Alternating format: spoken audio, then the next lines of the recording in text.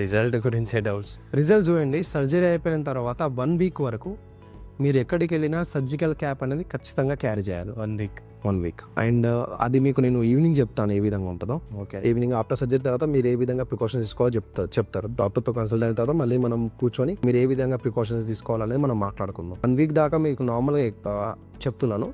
1 week దాకా ఎక్కడికి వెళ్ళినా సర్జరీ క్యాప్ పెట్టుకుని తిరగాలి.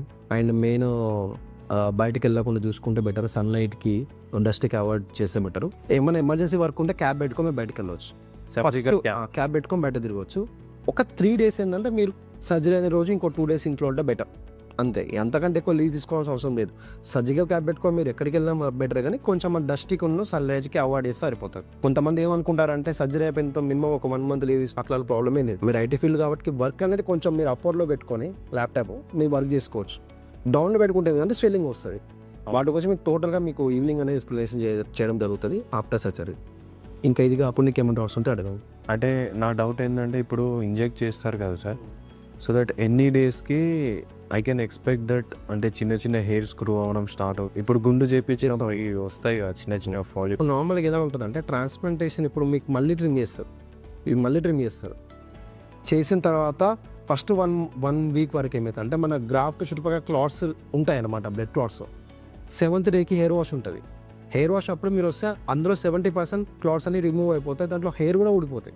ఇంప్లాంట్ చేసినవి దాని గురించి వరి అవసరం భయం లేదు. ఎందుకంటే రూట్ మన లోపల ఉంటుంది. పైన హెయిర్ ఊడిపోతుంది, రూట్ లోపల ఉంటుంది మనకి. ఓకే, టెన్షన్ తీసుకోవాల్సిన అవసరమే లేదు. లోపల రూట్ ఉంటుంది. ఫస్ట్ 7 days నుంచి వెళ్ళి 1 month వరకు షెడ్డింగ్ ఫేస్ జరుగుతుంది. కొంతమందికి షెడ్డింగ్ ఫేసే రాదు, డైరెక్ట్ గ్రోయింగ్ ఫేసే ఉంటుంది. ఫస్ట్ 1 month వరకు ఏంటంటే షెడ్డింగ్ ఫేస్లో మనం ఇంప్లాంట్ చేసిన హెయిర్ మొత్తం పోతుంది. ఆ తర్వాత ఫస్ట్ పిఆర్పి తీసుకుంటారు కదా, అప్పటి నుండి గ్రోతింగ్ అనేది స్టార్ట్ అవుతుంది. అది మనకు విజిబుల్ అనేది ఒక 3 monthsకి ఒక 30%, 40%, 6 monthsకి ఒక 70%, 8 monthsకి ఒక 90 to 100%. కొంతమందికి ఏంటంటే 4 to 5 months 100% రిజల్ట్ వచ్చేస్తుంది. కొంతమందికి ఏంటంటే 1 year టైం తీసుకుంటారు. సో మనం అనేది మీకు గ్రోతింగ్ అనేది కంపేర్ 3 months నుంచి మీకు విజిబుల్గా కనబడుతుంది. అంటే ఒక 2500 గ్రాఫ్స్ పెట్టాం కదా, ఒక 1000 గ్రాఫ్స్కి రిజల్ట్ రావడం, ఇంకో 1000 మెల్లగా రావడం, మొత్తం ఇవన్నీ బ్యాలెన్స్ అవ్వడానికి 1 year టైం పట్టుద్ది. ఆఫ్టర్ 1 year మీరు మళ్ళీ షేవింగ్ చేసినా కూడా ఎగ్జిస్టింగ్ హెయిర్ అండ్ ఇంప్లాంట్ చేసిన హెయిర్ సేమ్ టైం ప్రకారం పెరుగుతాయి. ఫస్ట్ 1 year ఏంటంటే కొన్ని రూట్స్కి సెట్ అవ్వడానికి టైం పడుతుంది, కొన్నిటికి రిజల్ట్ రావడానికి టైం పడుతుంది. సో వాటికి షెడ్డింగ్ ఫేస్, అందుకే 3 months వరకు షెడ్డింగ్ ఫేస్ ఎవరికైనా ఉంటుంది. ఒకవేళ మీకు షెడ్డింగ్ ఫేసే రాలేదు అనుకోండి, రిజల్ట్ వచ్చినట్టు మొత్తం ఈ రిజల్ట్ వస్తుంది, మీకు షెడ్డింగ్ ఫేస్ ఉండదు. ఆ తర్వాత మళ్ళీ ఏమైనా హెయిర్ ఫాల్ అయితే మళ్ళీ అది రీగ్రో అవుతుంది. మీకు ఎంతవరకు చెప్పాను, 10% మందిలో షెడ్డింగ్ ఫేస్ రాదు. షెడ్డింగ్ ఫేస్ అనేది ఒక 100 మందిలో ఒక 10 మందికి రాదు, మిగతా 90% పీపుల్స్కి వస్తుంది. That depends on their genetics. Genetic asides, మీ బాడీ అండ్ మీ బాడీ ఎలా రియాక్ట్ అవుతుంది. అండ్ మళ్ళీ తర్వాతకి మళ్ళీ హెయిర్ ఫాల్ అయినా కూడా మళ్ళీ రీగ్రోత్ అవుతాయి. ఎందుకంటే దాంట్లో ప్రాబ్లం ఏమి ఉండదు, ఎందుకంటే మన రూట్ అనేది లోపల ఉంటుంది కాబట్టి. మన పైన ఓన్లీ హెయిర్ మాత్రమే ఇది చేస్తూ పోతున్నాయి, లోపల రూట్ ఉంటుంది. రూట్ ఉన్న రోజులు మనము వాటర్ కానీ మినరల్స్ ఏదో వాడుతున్నాం, వాటి వల్ల గ్రోతింగ్ వస్తూనే ఉంటుంది.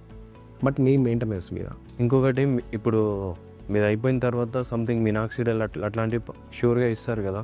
సో నాకు ఏంటంటే మినాక్సిడల్ అప్లై చేసినప్పుడు డాండ్రఫ్ అనేది ఎక్కువ అయిపోతుంది సార్. సో మినాక్సిడల్ యూజ్ చేసినప్పుడు ఏంటంటే నార్మల్గా రెగ్యులర్ బేస్ మీద మీకు యూజ్ చేస్తారు. 1 week యూజ్ చేస్తున్నాను అనుకోండి, ఈ 1 weekలో మీకు ఒక 2 times మనకి యాంటీ డాండ్రఫ్ షాంపూ ఇస్తారు, కెటజోనల్ షాంపూ అని. అవి వీక్లీ ఒక 2 times యూజ్ చేయాలి. అవి వాడాను నేను, కెటాక్ అనేది. వాటిలో కూడా మీరు తగ్గకపోతే దానికి టాబ్లెట్స్ ఇస్తారు. కొంచెం మీరు హైడ్రేట్గా ఉండాలి. ఓకే, వాటర్ ఎక్కువ కన్జ్యూమ్ చేయడం, ఇంకా టాబ్లెట్స్ వాడినప్పుడు ఖచ్చితంగా వాటర్ కన్జ్యూమ్ చేయాలి. బట్ ఏంటంటే మనం మినోక్సిల్ ఒక 1 ml కంటే ఎక్కువ వాడద్దు. మనకి ఇప్పుడు ఇంప్లాంట్ చేసిన ఏరియా ఉంది అంతవరకే వాడాలి, ఎగ్జిస్టింగ్ ఏరియా వాడాల్సిన అవసరం లేదు. 1 ml మీకు 1/2 ml సరిపోతుంది, అంతే. 0.5 ml సరిపోతుంది మీకు. ఆ 0.5 ml వాటర్ సరిపోతుంది. మీరు అది కాదు ఎక్కువ వాడారనుకోండి, అది డ్రై అయిపోయి మనకి డాండ్రఫ్ అనేది వస్తుంది. సో వాటికి ఏంటంటే క్లీనింగ్ మంచిగా ఉండాలి. డైలీ హెయిర్ వాష్ చేయడం.